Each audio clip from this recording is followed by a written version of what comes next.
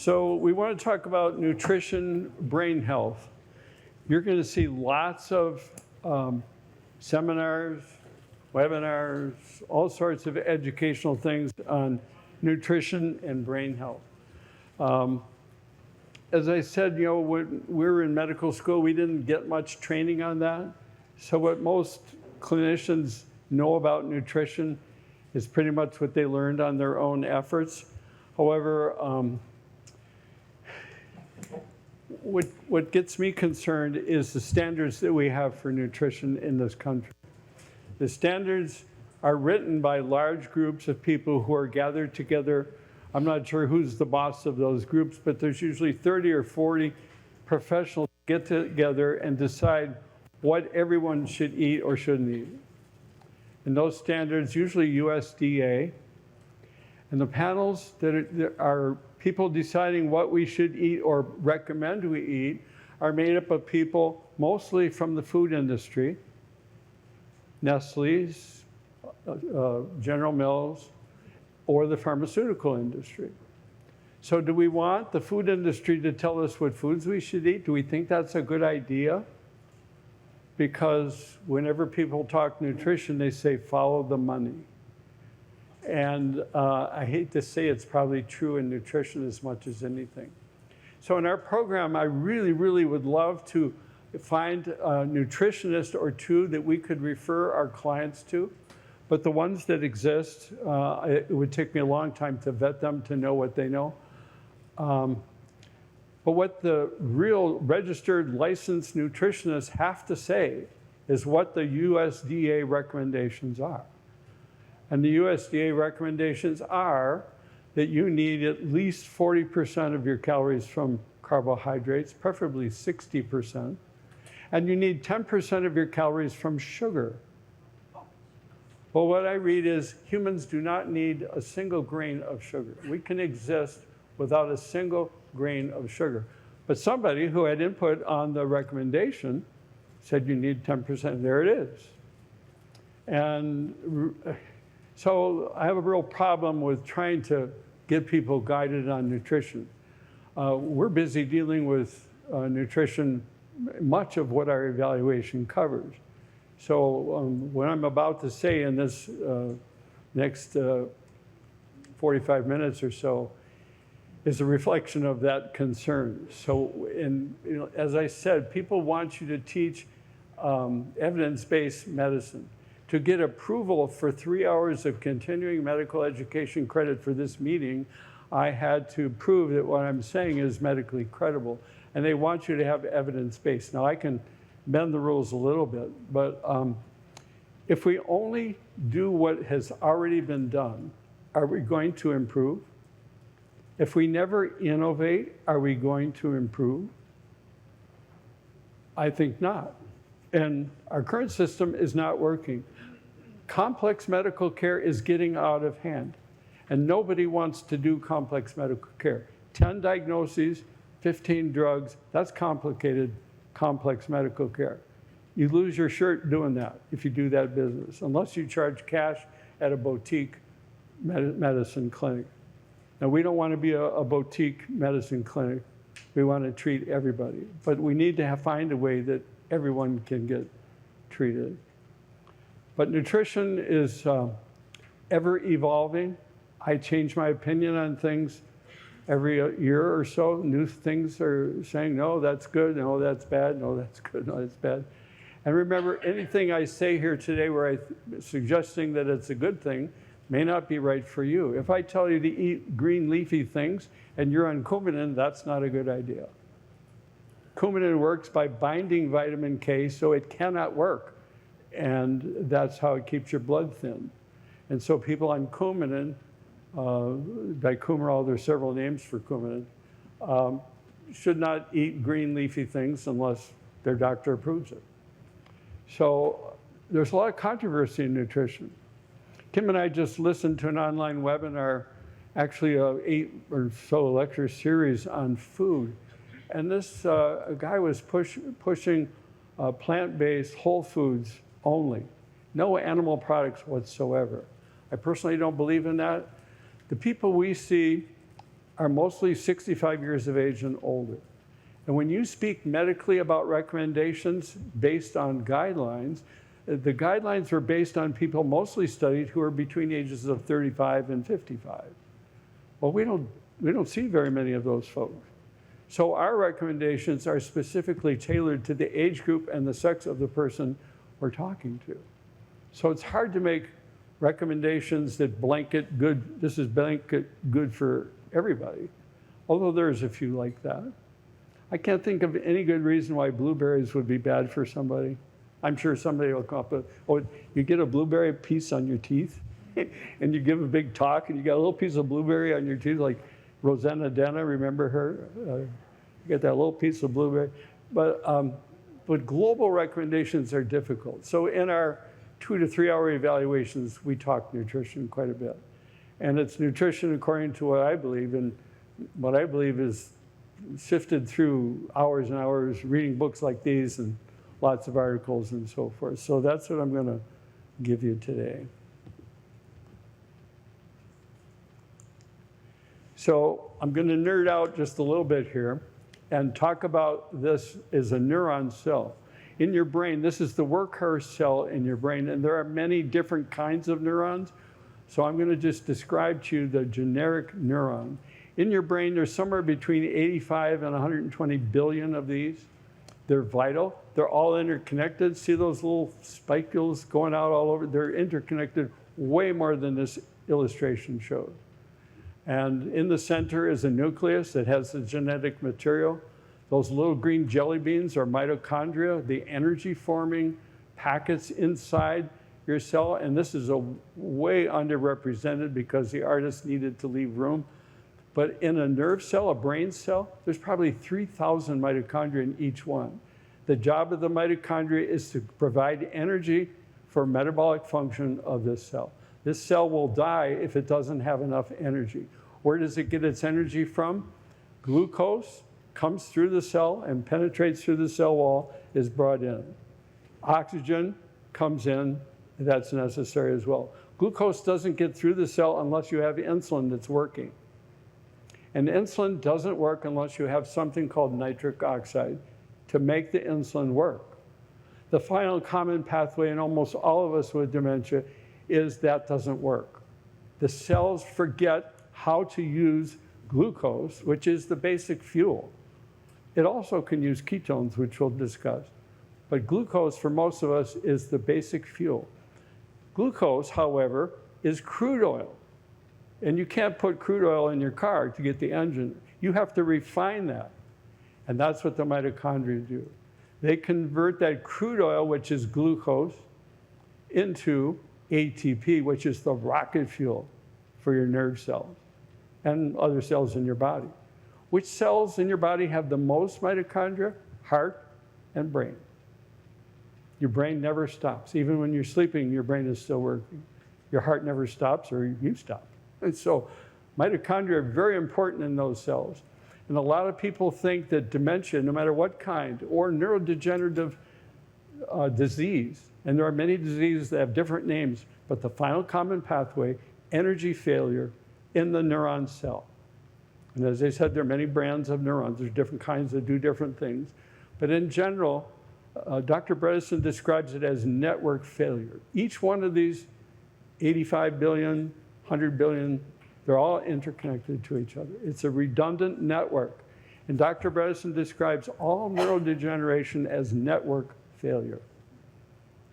And if each cell is starting to underperform, it doesn't transmit the impulses, it's still sucking up oxygen, still sucking up the crude oil, glucose, but not doing its work, there's a kill switch, and it's killed. It has an autophagy, which kills it. You might say, well, that's going to be bad. Well, just think of how you prune an apple tree. Apple tree won't produce if it has all kinds of sucker branches. You have to prune those. Well, think of this as pruning. Your brain is fabulous. The reason it takes 30 years for you to get symptoms from when the process starts is because there's this autophagy, this killing off of the slow ones that aren't doing the job. And that's how we don't get symptoms for 30 years. Well, million years ago, people didn't live beyond age 30 or 40, so it wasn't really necessary that you have this. But our diet today is causing energy failure in our neurons. And it doesn't matter if you're calling it Parkinson's, or if you're calling it MS, or if you're calling it Huntington's chorea, or some other name. It's nerve failure. The neuron cells fail. They don't get enough energy, and quite often they get the kill switch and they die. So we didn't learn any of that in medical school. That was, and I'm just nerding out on this one cell here because that's real important for what I'm going to say about nutrition. So our meds for dementia, in my opinion, really don't work that good. And I know the Alzheimer's Association people are here and they really believe in drugs, but in our experience, they don't work that good. And in fact, when you look at the studies on hundreds of thousands of people who took the most popular dementia drug, their brains deteriorated faster than the control group that didn't take anything. So that's discouraging to me. You know, I was raised in medical school, which taught me that every disease is just absence of the right drug, and drugs are where it's at, and you could write a prescription in 3 minutes and take care of everything. But in dementia, it's not true. So wouldn't prevention be a better card to play in this system of trying to deal with dementia? Prevention is way better. And you know, we as Americans, we've come to, you know, the quintessential American investment in their own health is the overhead drone view of someone driving through the COVID line. They just stick their arm out the window, get a shot, and on their way. That's the extent of most of our efforts to help our own health. We can do better than that, and we need to do better. And this is something you can do whether your clinician has time to tell you this or not. You can do this. And even if you don't have dementia, you can do it so you don't get dementia. I believe that that's true. Now, you can't, they always say you can't run away from a bad diet. Well, you can't diet your way away from dementia risk. You need a good diet, but you need to do all the other things that we're going to talk about. You need to exercise. You need to keep your weight down. You need to get proper sleep. If you have sleep apnea, you get it treated. You need to quit smoking. You need to work on social interaction and fight that loneliness.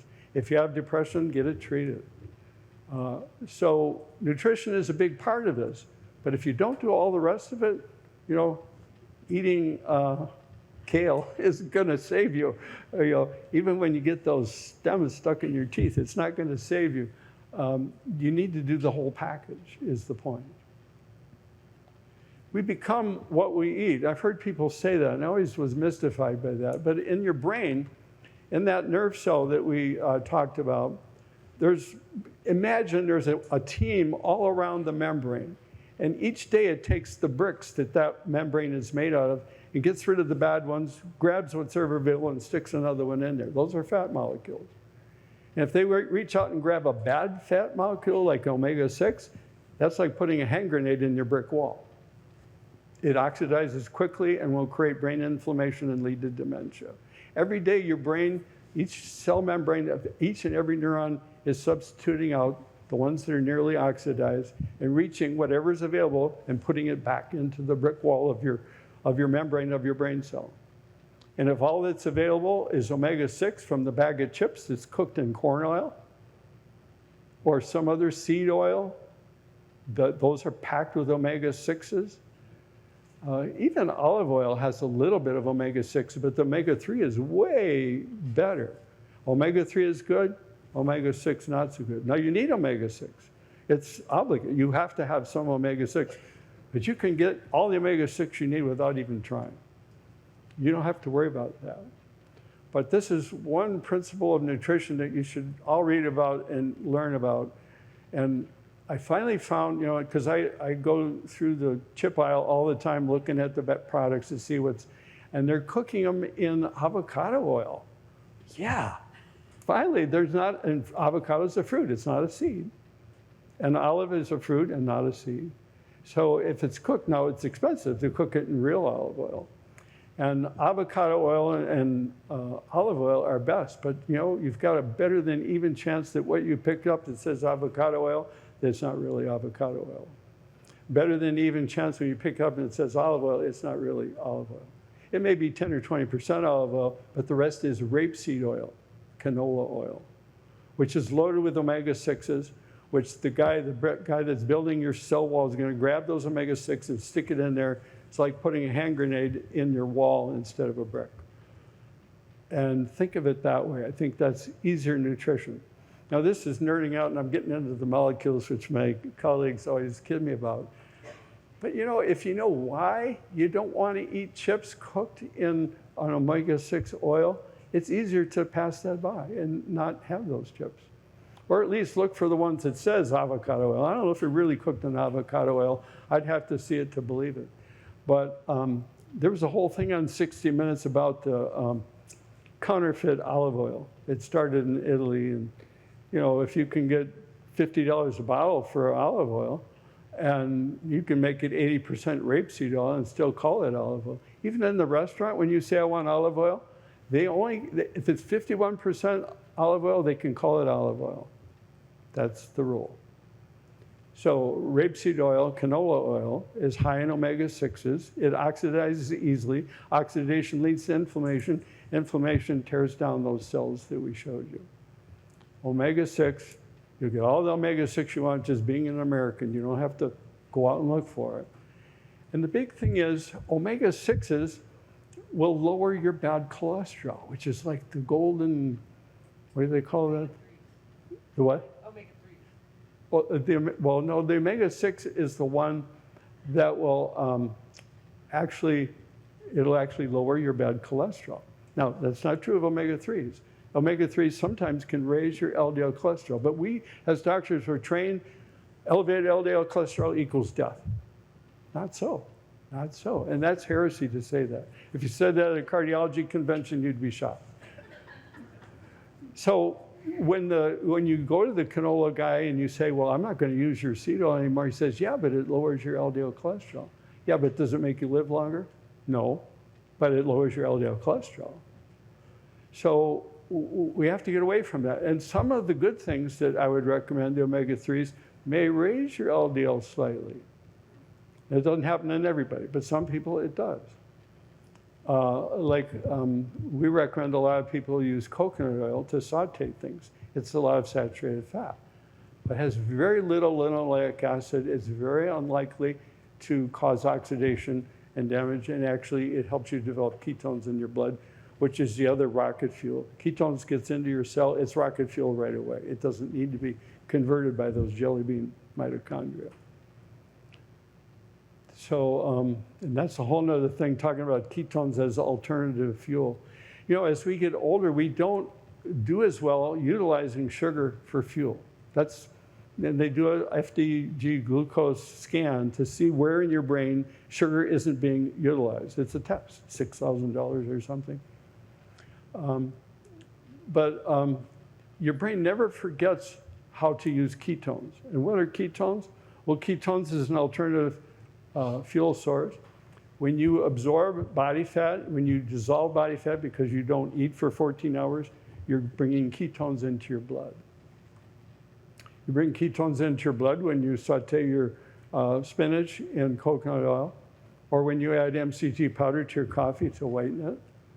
You're increasing the ketones in your blood, and your brain never forgets how to use ketones for rocket fuel. Even if you're 120 years old, ketones works right away as instant fuel. And so people say, well, why is a low-carb, even ketogenic diet good? Well, there's a lot of things that it pushes your brain towards using ketones where it now fails to utilize glucose. That's a small part of it. It does a bunch of other things too. You're going to hear people talk about bad things in your blood that result from digestion of food. TMAO is trimethylamine oxide. When you eat red meat, when you eat eggs, when you eat cheese, TMAO goes up. But it only goes up because the germs, the good germs, not so good germs in our intestine, convert the protein, the amino acids, particular ones, in the red meat, the eggs, or the animal products, into TMAO, but then it goes to your liver and it turns into something with the O on the end of it, which is bad for you, contributes to heart disease and all that. However, there's many ways you can reduce that. So the people that tell you you can't eat any meat, you can't have any eggs, can't have any dairy, I don't agree with that, because I think you can overcome arguments like the TMAO argument with other things nutrition-wise. If you take a person who's been on a very low carb diet for a while and you give them a steak, they hardly make any TMAO. So there's ways around that. So Kim and I just listened to, I don't know if you did all of them, but I did 4 or 5 of them, talking about TMAO and why meat is not so good for you, but I don't agree with that. But I did, as I mentioned before, I recommend if you have beef, it be grass-fed beef. And so it turns out that the financial powers of the food industry, and you know, if you look at profit margins of all the industries in the United States, one of the biggest profit margins is the food industry. Who would have thought? Followed closely by the drug industry and several others in between. They make a huge profit. And how do they make a profit? By making things taste good. And they make a profit by making the cereal boxes so thin they look like a book, you know, on your shelf, making the smaller contents and so forth. But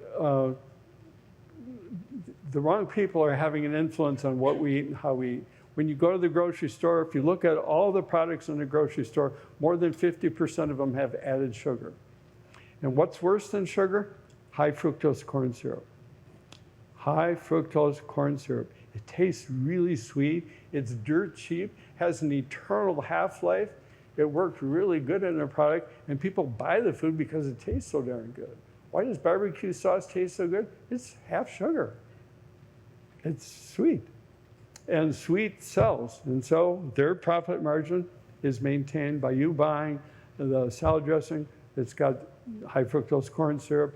It's the barbecue sauce. It's all kinds of other pecani sauce or whatever. And there's a lot of sweetness in there. It's just really hard to get new ideas to catch on. There's no cachet to having a new way of eating. It's not like, who's the big concert person, that the lady? Gaga? Not Lady Gaga, but the one that they sold all the tickets in one day. Oh, Taylor. Who? Taylor Swift. Taylor Swift. Yeah, now that garners attention. You know, it's a Taylor Swift kind of, people talk about that, but you don't talk about low-carb diet preserving your brain. It just doesn't have the glitziness. You know, people like to talk about stuff that's really glitzy, but so new ideas in terms of food don't catch on very well. And then there's so much controversy because anybody and his brother can make a production and put it on the internet and it looks like an authority. And maybe it's not so good. Doesn't matter, they can still put it on the internet. You can go look at it. It's sort of like politicians. They all argue all sides of the story so much, and after a while, you're so confused, you don't know what to vote for. And it works. It works. So I want to talk about a couple of molecules. And again, my colleagues are going to kid me, but I'm extracting 2 tiny little things to talk about in particular that very much has to do with nutrition and probably has to do with almost every inflammatory condition you can think of. Coronary artery disease is, I consider, an inflammatory condition. Rheumatoid arthritis, any inflammatory colitis, you name it, and it has inflammation at its core. And metabolism that gets messed up can have markers like uric acid. Uric acid used to be tested in the lab routinely. It was part of a chemical profile because it was a gout causer. It causes gout, particularly in men, but it can happen in women. Certain drugs can raise your uric acid. And when we do our evaluations, we always ask the referring clinician, please do a uric acid. It used to be done automatically almost every time you did a blood test. But hardly anybody talks about gout anymore because we have drugs that treat gout pretty well. Allopurinol is the first line. But one of the books, this one here by Richard Johnson, he's also a archaeologist and looks into ancient humans and so forth. A couple million years ago, our hominid ancestors developed a lack of an enzyme called uricase so that they could survive the winter. And lacking that caused your uric acid to go up and caused you to metabolize differently so that you would get, when you'd eat all the fruits in the fall, you would get a lot of fructose in your blood, which broke down in your liver into uric acid and triglycerides. The triglycerides went into body fat. And it turns out if you've got a lot of body fat, you're more likely to survive the deprivation of winter. There was a reason for that. And several other hominids, not humans, but they have the same mutation at the same time in history. And usually that's an advantage when multiple organisms get the same mutation. Now, if you go to the zoo and you draw the blood of a gorilla, their uric acid will be 3 or less. You get the average man on the street, it'll be 6.5 or 7. And the book, or actually when you do the lab test, they put the normal afterwards. And the normal is considered anything below 7. Anywhere from 5.5 to 7, you have excess uric acid. Not enough to cause gout. Gout is a real painful joint at the base of your big toe for most people. It can be in your knee or any joint that's cooler than the rest of your body can get gout. It's red, it's swollen, it's hot, it's tender. A bed sheet can't even touch it. That's how bad gout is. So it's good to prevent gout. But that's the least of your worries with uric acid. Uric acid hurts your blood vessels. And what's bad for your blood vessels is bad for your brain. And so that's why I think it's so important to know what your uric acid is. And your doctor will say, oh, you're normal at 6.5. Well, I've heard that anything above 5 or 5.5, it's hurting my blood vessels. I don't want any of my blood vessels to be bad. And there are over-the-counter ways to treat uric acid, but allopurinol is mostly safe. There's a rare occasional side effect. It's a generically available medication and will very effectively lower most people's uric acid.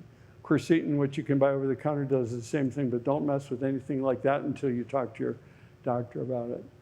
But you don't want your uric acid to be above 5.5.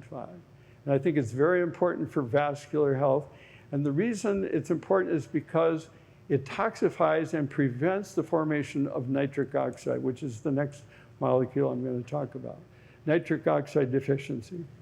It's 11, and we have the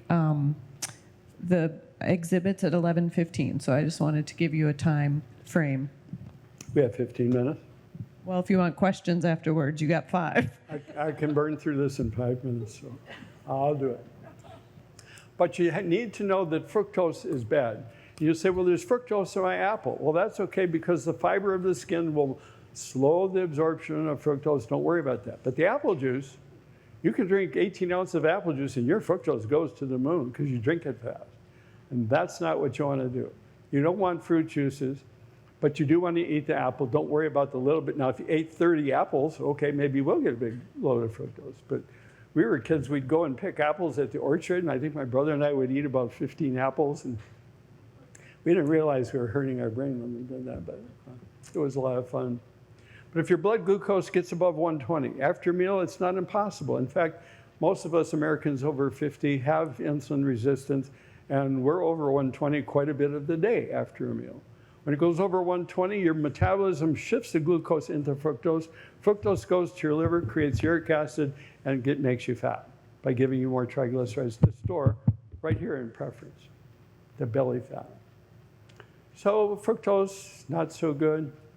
And what uric acid does, it toxifies the blood vessels directly by tying up your production, preventing your production, neutralizing the nitric oxide that you do make in your blood vessels. And that's my next molecule. Well, first of all, these are 2 books that we have up here, and we're going to have a drawing about that. Nature Wants Us to Be Fat by Dr. Johnson, and Dr. David Perlmutter, who's a neurologist. He has a podcast called The Empowering Neurologist. He doesn't mean LSD acid, he means dropping uric acid, but catchy name for a book. So nitric oxide, it's in every blood vessel. Your blood vessels make nitric oxide until you're 40 years old.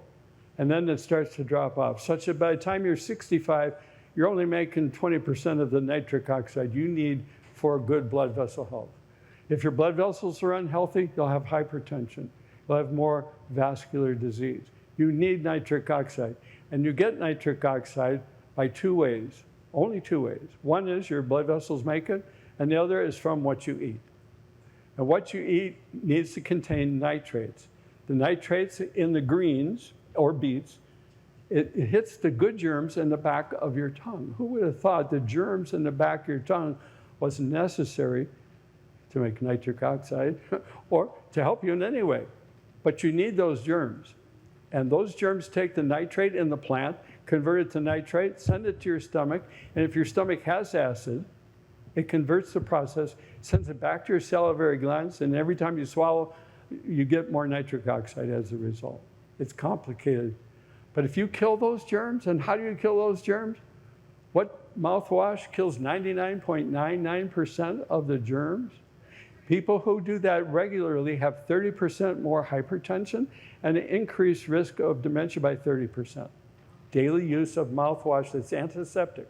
Now, there's some that are just perfume, but the ones that are antiseptic and use it regularly, you've got an increased risk for dementia. And your blood vessels won't be as healthy. And if your blood vessels are unhealthy, what's bad for the blood vessels? Bad for the brain, right? So, and by the time we're older, after age 65, we don't make much nitric oxide, and we require the foods that have nitrates in it.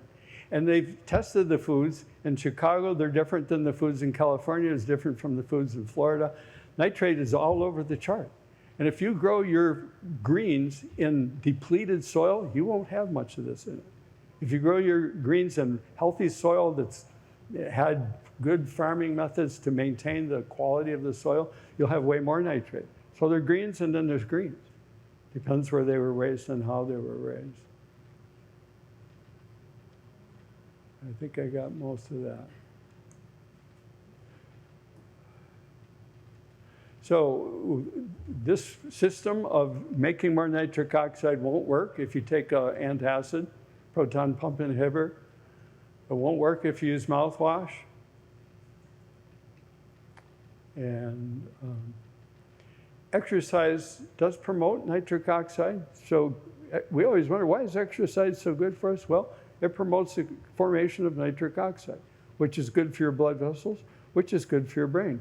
Anything that's good for your blood vessels is good for your brain. And it gets back to nitric oxide. Never taught us that in medical school. Here's the book by Dr. Bryan, who's a PhD, writes extensively, and that's one of the books we're going to give away, but I'd recommend it. It's only about 100 pages, and it's written in a style that most of us can understand. But nitric oxide is, they're looking to way you can take supplements of nitric oxide. You know, there was a pill that was being used in an experimental trial for primary pulmonary hypertension. That's an exotic heart condition. At the end of the study, none of the men would give the pills back. That pill was sildenafil, which is Viagra. And it was used to treat primary pulmonary hypertension because it puts a lot of nitric oxide into the circulation. But it works better if you have the proper diet and you exercise and all the other things. But they're looking to get supplements, which would be sodium nitroxide, they call it, or something else, where you can build it, but you can't cheat, you still need to exercise. So what should we be eating? I'm glad you asked that question. I have a slide for that. Oh, you're good, Kim. So I think that animal products are okay in moderation, but I have no problem with avocados. If you eat an avocado a day, I can't see that would be a problem as long as you can accommodate the calories. Avocado is a fruit. It's a really good thing. I think vegetables, especially the dark greens, those are all good. The non-starchy vegetables. I don't eat much potatoes anymore. I do eat yams, the ones that are purple on the outside and orange on the inside. My wife and I will split one of those and cook it in the air fryer once a week or so. Color is good. Anything that's brightly colored is good. Get the onions that are red or purple on the outside, not the white one. Color is good. If it's organic and it's really organic, I'd recommend that because you're less likely to have glyphosate, which is Roundup on it, or other pesticides or things. So if it's really organic, I'd say go for it. A lot of times it's really not organic. But if it is, that would be better. It's a little more expensive. The fruits don't look as pretty. The vegetables don't look as pretty. They look like this carrot on this book cover. But the high fructose corn syrup is probably the number one takeaway I would have you avoid in terms of foods to avoid. Corn syrup isn't much better. Corn syrup is just pure glucose. And you know, by the way, table sugar is half fructose. It's two sugars combined. It's glucose plus fructose pasted together. So a teaspoon of table sugar is half fructose. And your body will convert excess sugar to fructose. And fructose you don't want. The omega-6s, which is any seed oil, almost all oils that you can buy are already rancid by the time you pick them up. When they sit out in the open with the fluorescent lights for a couple of months before someone comes along and buys them, they're half rancid and deteriorated. And when you heat an oil about 400 degrees, it deteriorates into an oxidation bomb for your body. And how many times do you think when you buy French fries at 8 o'clock at a fast food place, how many times do you think that oil has been heated throughout the day to make this the 40th batch of French fries? So you're getting an oxidation bomb when you do that. And anything that promotes diabetes or glucose is a real problem. I do want to mention, I know we just have a couple of minutes left, but HNE, you're going to hear a lot about HNE, and that stands for 4-hydroxynonenal. It's something that's given off when you oxidize the omega-6 fats. The linoleic acid is the real bomb in the omega-6 fats. And when it oxidizes, it turns to this HNE, and you're going to read a lot about it because HNE makes you fat. It makes you fat even when you eat the same calories as your non-fat neighbor who's exactly like you.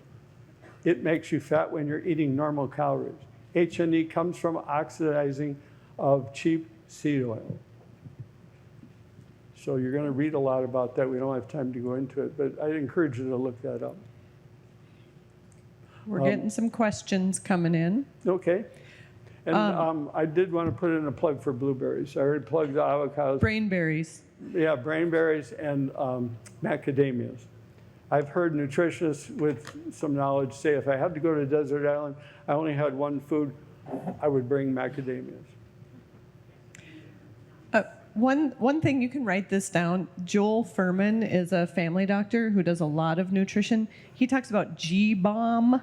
That's his acronym. Greens, berries, onions, mushrooms, beans, and seeds. GBOMs. Really good for you. Yeah. Other questions? Oh, and we didn't say fiber. One thing I do want to put in a plug for is water and fiber. Some people don't drink enough water, and you really need to drink water. If you eat salt and salty foods and don't drink water, you'll get fat. Salt will make you fat, unless you drink water. When you eat the pizza and you're drinking water all night, just keep drinking because you need to neutralize. In nature, when you eat salt so much that it increases the salt in your blood, nature says you're starving, you need to eat more. And you will. So salt will make you fat. Unless you neutralize it with enough water, you need water. And you need fiber. Humans today have maybe 10 grams of fiber. Primitive humans, a million years ago, 70 grams of fiber. We need to get closer to that. Sugar, brown sugar, honey, maple syrup, and sugar substitutes. 30 seconds. I help my friend Joe Winter make maple syrup most years, and it's a blast. You take 40 gallons of this, looks like water, turns into this little tiny bottle of maple syrup, but boy, does that taste good. I think a dab of that's okay. I think honey, especially if it's grown locally, there's good reasons why locally processed and grown honey is good. It helps with allergies if you have hay fever and so forth, but not gobs of it. It's sugar. They're all sugar. And sugar, if it raises your blood sugar, is too much for you. And there's going to be a lot of people doing home glucose monitoring or continuous glucose monitoring who don't have diabetes because that's how important it is. Many people can eat sugar all day and it doesn't really impact their health that much, but it's too hard to know if you're one of those. So just assume you're not. Assume that when you eat sugar, it turns to fructose, which does all kinds of metabolic mayhem in your body that you want to avoid. And sugar substitutes? Yeah, anything that's sweet, you know, the artificial sweeteners are at least 100 times sweeter than sugar. And it's too easy to over-sweeten.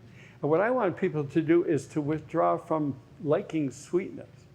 So you're addicted to the sweetness as much as to the molecule itself. And you can get away from that, but not with artificial sweeteners that are way too sweet. Stevia, if someone tied you up and made you use one, just say, okay, I'll take stevia. And I'd use stevia, but even that is way sweeter. And I like to train people, you know, you can drink coffee without sugar. You just have to train yourself to do it. But the artificial sweeteners do really bad things. Saccharin turns to methyl alcohol when it's metabolized. Methyl alcohol, that's wood alcohol. That causes blindness. I mean, why would you take that? And you'll see all kinds of articles about each of the artificial sweeteners and the metabolic mayhem they cause. You're not doing yourself a favor. People who drink diet soda gain weight and get fat. It tricks your brain. There's a complicated trick that it makes you eat more. It stimulates your appetite. So you think you're losing weight with Diet Coke? Think again. What over-the-counter vitamins do you recommend for healthy elderly people in good health? Are there risks of taking too many? And is Walgreens brand as good as organic? So the question is about vitamins. Again, you can't really make blanket recommendations because each person needs evaluation. Just like I wouldn't just say, take this blood pressure pill for blood pressure unless I knew more about you. So it needs to be individualized. But in general, it's very hard to imagine why someone 65 and older should not take a vitamin B complex. Pick your brand. And I think Walgreens probably does a good enough job that their generic one is probably as good as anybody's because they're a really big outfit and they can afford to do quality control. When they say there's 5 milligrams of melatonin, there's probably 5 milligrams of melatonin. Melatonin is an interesting supplement. People take it for sleep. However, your brain makes less than 1 milligram of melatonin every night to put you to sleep like a baby. Children make gobs of melatonin. They don't need melatonin, but when we get older, we don't make it as much anymore. And when they analyzed all the bottles of melatonin that were supposed to be 5 milligrams, they got anywhere from none to 100 milligrams. So when you buy it over the counter, that's what you get. You may get 5, or you may get none, or you may get 100. So did you say a brand name? I missed it. A brand name of a vitamin that you prefer or melatonin? No, I don't do brand name. No, ma'am. No, so a B complex is good, especially if you're above age 65. I think trying to get demedicated or de-prescribing, they call it, this is getting popular in the dementia literature. De-prescribing, getting people off the sentence if they really, really don't need it, getting them off the anti-acid drugs for the stomach if you really, really don't need it. And don't just cut it off cold, and for God's sakes, don't do it without getting the advice of your medical professional. But we do a lot of de-prescribing, and I think that's probably as effective helping people as anything we do, de-prescribing. I think we should go visit the exhibitors. Is it time? It's time. Okay, so please visit the exhibitors.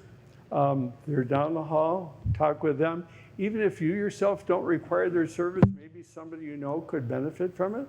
So they help us put on this summit, and please visit them. And then we'll return for our final session at 11:45, if that's okay.